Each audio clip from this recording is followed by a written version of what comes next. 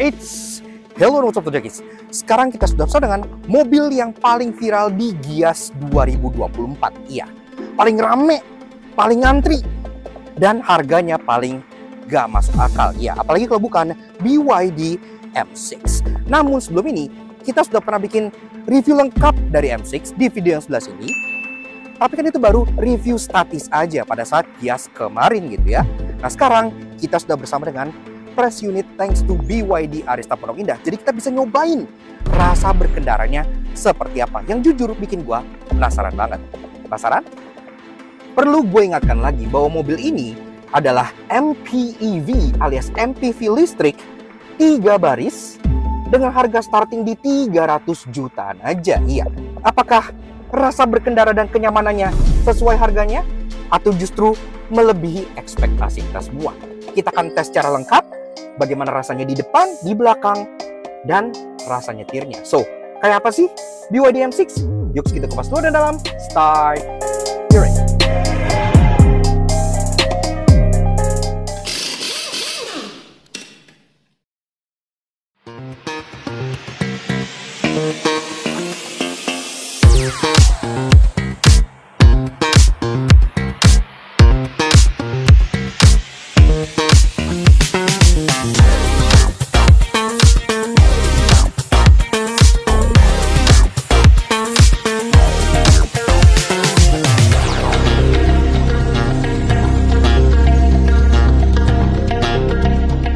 Nah untuk Jakis, pada Gias 2024 kemarin, kita sudah dapat kesempatan untuk review mobil ini, first impression.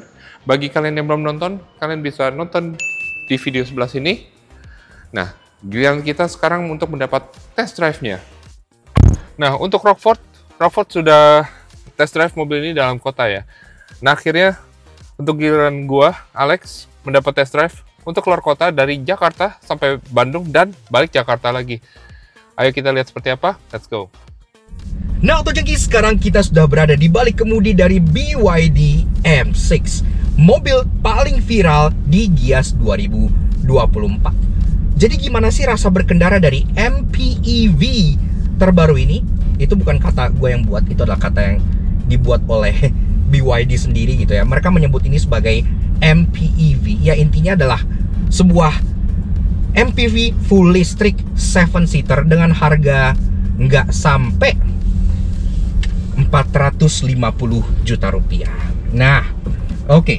So, pertama-tama kita bahas soal spesifikasi dan teknologinya dulu ya. Nah, BYD M6 ini ditawarkan dengan 3 varian. Jadi, satu varian yang base spec, 2 varian yang atas. Yang base spec itu namanya standar. Itu dia harganya 379 juta on the road Jakarta, range-nya 420 km sekali pengecasan. Tapi yang kita coba ini adalah varian yang paling atas, yang superior. Superior itu ada 2, ada yang 7-seater, ada yang captain seat seperti ini, yang 6-seater. Untuk varian teratasnya aja, harganya itu masih 429 juta rupiah on the road Jakarta, yang artinya masih sangat terjangkau ya, di bawah 4,5 untuk sebuah 7-seater listrik pertama di Indonesia. Nah, spesifikasinya untuk tipe superior seperti ini, dia dilengkapi dengan motor di depan, jadi dia front motor, front wheel drive, tenaganya 201 horsepower. Impresif banget karena 0 sampai 100 mobil ini cukup dengan 8,6 detik aja. Yang kalau kita gaspol gitu, barang langsung berterbangan dan berasa torsinya gitu ya. Lagi-lagi kan namanya juga mobil listrik, torsi dicapai di 0 RPM, yang artinya semua tenaga itu ready, siap untuk kalian pakai di kondisi apapun. Makanya ya dia sigap banget tenaganya gitu kan. Baterainya 71,8 kWh yang bisa bikin mobil ini jalan sejauh, untuk tipe superior itu di 530 km. Memang itu siklus NEDC, iya, jadi well, not the best cycle untuk ngetes mobil listrik, tapi kita bisa expect range aktualnya tuh ada di kisaran mungkin 450 sampai 480 km, yang artinya juga udah jauh banget gitu kan. Udah oke lah buat pakai sehari-hari, lebih dari cukup banget. Pengecasan udah CCS Type 2, jadi gampang banget, dan sudah support DC fast charging pula gitu ya. Jadi udah nice. So, langsung lanjut ke rasa berkendaranya. Jujur, ini di luar ekspektasi gua. Kenapa? Karena biasanya mobil listrik yang basicnya itu mobil bensin dilistrikin, itu jujur biasanya gue agak kurang suka. Karena kayak apa ya, yang namanya platform bukan listrik, dilistrikin pasti nggak akan sempurna gitu. Tapi jujur untuk si M6 ini, dia bener-bener sesuai dengan peruntukannya. Jadi kita bahas dulu 3 hal positif dari driving impression si BYD M6 ini. Yang pertama-tama adalah soal kenyamanan dan bantingannya. Jujur, kenyamanan dari mobil ini di luar ekspektasi gua. Memang dia hening. Kalian bisa mendengar paku jatuh di interior ini. Karena kan dia listrik, jadi nggak ada suara mesin. Otomatis dia hanya suara AC dan suara jalan. Yang itu pun masih tereduksi dengan baik di kabinnya ini. Jadi suara luar pun mobil lewat nih, tuh, gak kedengeran. Padahal kacanya ini gak double glaze, dia hanya single glaze aja. Tapi itu cukup untuk mereduksi noise yang ada di luar. Dan gue ngerekam ini, gue nggak pakai mikrofon tambahan, ya. Gue full rely on mic dari GoPro-nya. Jadi kalian bisa dengar sendiri ambience yang memang seperti ini. Gitu. Ditambah lagi, bantingan mobil ini itu menurut gue justru menjadi salah satu yang paling dewasa di line-up BYD. Empuk, tapi cukup stiff untuk mendapatkan handling yang bikin kita pede, confident untuk bawanya. Ditambah lagi dengan berat setir yang menurut gua enak, nggak kayak kebanyakan mobil listrik yang wenteng pol gitu kan. Membuat dia juga kalau kita bawa belok-belok itu juga jadi pede. Memang gua sarankan untuk settingan setirnya ini ditaruh di settingan sport aja ya, jangan di comfort, karena kalau di comfort dia jadi agak keentengan. Kalian taruh sport sebagai daily itu udah pas banget, beratnya enak. Kita tes radius putarnya sini, apakah dia dapat? Masih dapat. Artinya secara easy to drive, dia juga masih enak buat dipakai manuver sehari-hari dalam kota. Bantingannya tuh nyaman, tetap ada stiffnya ala mobil Eropa, tapi soal empuknya dia masih dapat tanpa bikin kalian mual atau mental-mentul.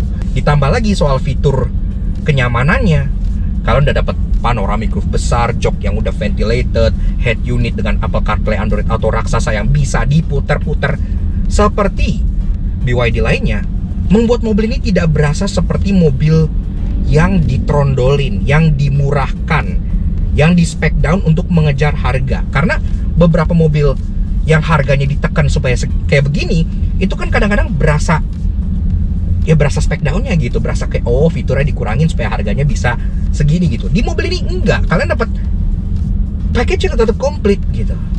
Jadi itu jujur bikin gue bingung, untungnya dari mana? Untungnya dari mana, dan bikin gue bingung juga seberapa besar untung yang diambil oleh manufaktur Jepang dalam bikin mobil. Seperti itu. Nah, kemudian kita lanjut ke bagian yang kedua, yaitu soal performa. Seperti yang gue bilang, mobil ini adalah sebuah MPV, tapi 0-100-nya di bawah 10 detik, lebih tepatnya di 8,6 detik aja. Dan untuk membuktikan itu, bahkan mereka menaruh timer di sini, seperti di BYD Seal. Iya. Jadi kalau kalian pakai buat keluar kota, ini tuh gue pakai banget. Kenapa? Karena kalian kan pasti banyak bawa mobil MPV kayak begini untuk pulang kampung, untuk lebaranan gitu ya, untuk keluar kota, yang dimana di jalan tol bebas hambatan antar kota itu kalian butuh torsi besar untuk nyalip truk, nyalip Land Hogger yang super nyebelin. Itu butuh torsi seperti itu. Dan torsi seperti itu ditemukan di sini gitu ya. Jadi kalian nggak stres di jalan. Emang untuk mobil listrik dia bukan yang kenceng banget, bukan. Tapi dia sangat cukup untuk kelasnya. Lebih dari cukup bahkan menurut gua untuk sebuah mobil keluarga. Mobil keluarga di bawah 10 detik itu udah kenceng lah hitungannya menurut gua gitu ya. Jadi udah nice dan terbukti di sini juga. Dan yang ketiga dan yang terakhir adalah soal safety. Safety dari mobil ini itu juga seperti yang gue bilang tidak terasa di spec down sama sekali karena dia memiliki ADAS yang lengkap. Jadi dia punya adaptive cruise control, forward collision mitigation, rear cross traffic alert. Dia punya seluruh ADAS yang kalian inginkan dari sebuah mobil gitu. Ada di sini. Biasanya kan ya oke. Ada cruise control, ada forward collision mitigation, blind spot warning, tapi nggak adaptif gitu ya. Kayak contohnya X-Force misalnya gitu ya. Kalau di sini enggak, ADAS-nya tetap komplit banget. Jadi benar-benar terasa seperti safety yang utuh, tidak di spec down gitu. Dan di situ gue bisa acungin jempol kepada BYD, nice banget mereka nggak menurunkan standar keamanan mereka di mobil yang sangat terjangkau ini. Oke, kalau Oppo tes jalan Dakot udah, sekarang giliran gua Alex tes lintas kota si M6 dengan rute Jakarta-Bandung. Berangkat dari BYD Harmony Sudirman, sudah fully charge. Rutenya beragam mulai dari lewat MBZ, di mana M6 melahap sambungan jalan dengan smooth tanpa gejala mantul yang bikin mual. Setelah keluar tol Subang, kita lewat jalur non-tol yang berliku dan nanjak. Di sini juga M6 sangat anteng. Ditambah ground clearance 170 mm dengan sasis flat, membuat MPV ini nggak takut lewat jalan yang jelek.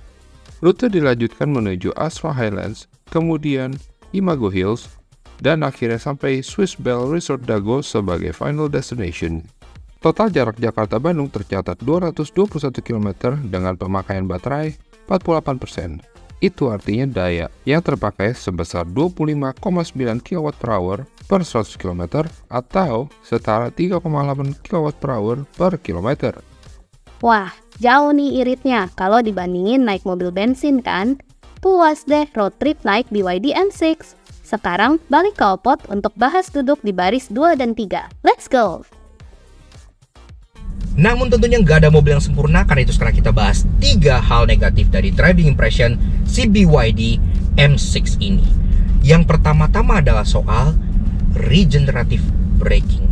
Well, mobil listrik seperti pada umumnya punya yang namanya regenerative braking. Itu dimana mobilnya akan mengambil energi putar dari roda pada saat kalian lepas gas sehingga dia bisa memperlambat lajunya sekaligus menambah baterainya gitu ya. Tapi di BYD M6 ini dia ada 2 settingan. Kalian bisa setting di tengah sini. Settingannya standar dan larger. Yang jujur gue agak bingung karena itu Chinglish banget gitu ya. Harusnya kan mungkin standar atau hard gitu ya, atau ya gimana lah. Ini standar dan larger, lebih besar. Yang Inggrisnya aja udah salah.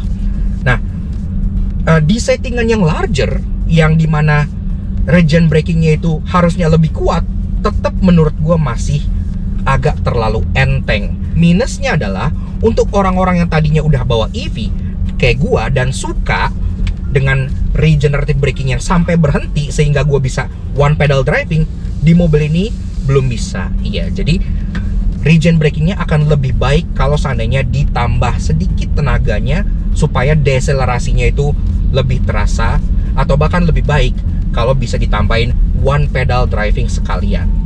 Kemudian yang kedua adalah soal steeringnya. Walaupun tadi kita sudah buktikan kalau radius putar mobil ini sama sekali not bad, dia masih enak buat manuver dalam harian dan lain-lain. Tapi steering dari mobil ini secara angle-nya itu terasa seperti kayak ada dead zone. Maksudnya dead zone kayak untuk puter, untuk belok, misalnya belok 90 derajat nih, biasanya kan kita puter segini aja tuh mobilnya udah belok gitu kan. Tapi ini tuh butuh putaran yang sedikit lebih jauh untuk belok di sudut kemiringan yang sama gitu. Jadi kalian butuh effort untuk putar setir lebih untuk manuver di mobil ini. Dan yang ketiga dan yang terakhir adalah soal desain kabinnya. Sebenarnya desain kabin dari si M6 ini tuh gak jelek secara build quality. Untuk harganya sangat sepadan, bahkan melebihi ekspektasi gua karena si soft touch di sini, ada wood panel, ada ambient light, head unit udah bisa muter-muter.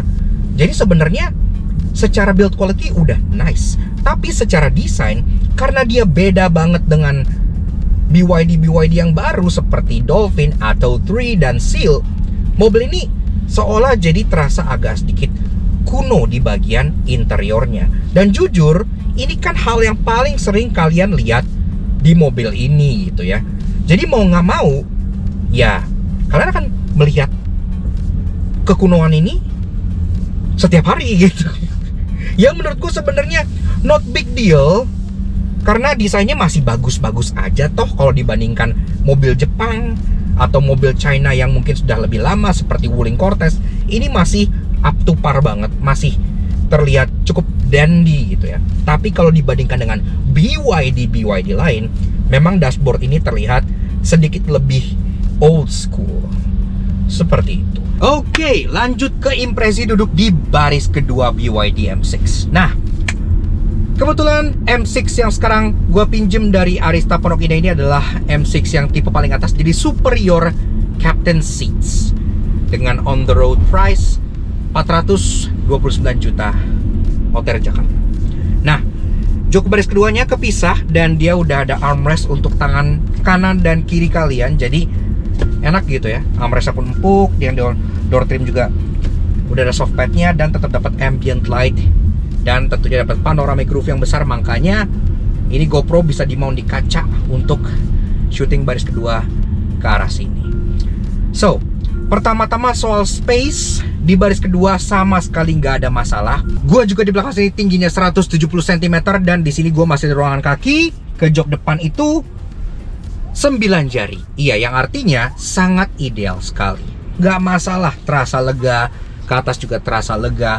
Dan di belakang sini pun dilengkapi amenities seperti AC, kemudian ada lampu yang sudah LED juga, dan ada banyak pocket di bagian joknya yang kalian bisa nyimpen handphone kalian seperti ini.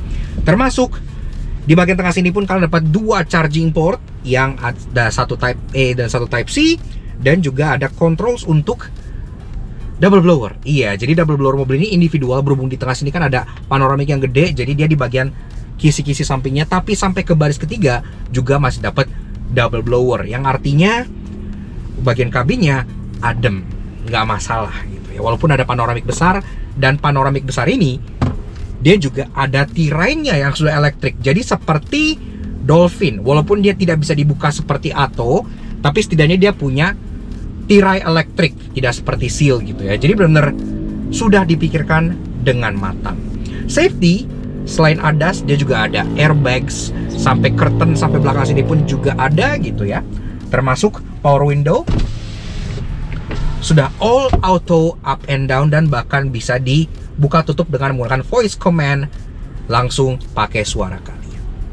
Jadi untuk maximum comfort, memang menurut gua saranin ambil yang superior captain seat kalian gitu ya, karena ya namanya nyamannya captain seat itu enak gitu buat didudukin. Kontur joknya pun enak, headrest masih bisa di adjust, kalian yang kepala pendek bisa direndahin sehingga bisa nyender di bagian tumpuan pala bawah, atau kalian bisa tinggiin untuk nyenderin yang full seperti ini. Dan enaknya juga headrestnya dia yang nggak terlalu maju, jadi nggak kalian begini kepalanya gitu ya. Ini masih enak, bisa nyender dengan sangat nyaman.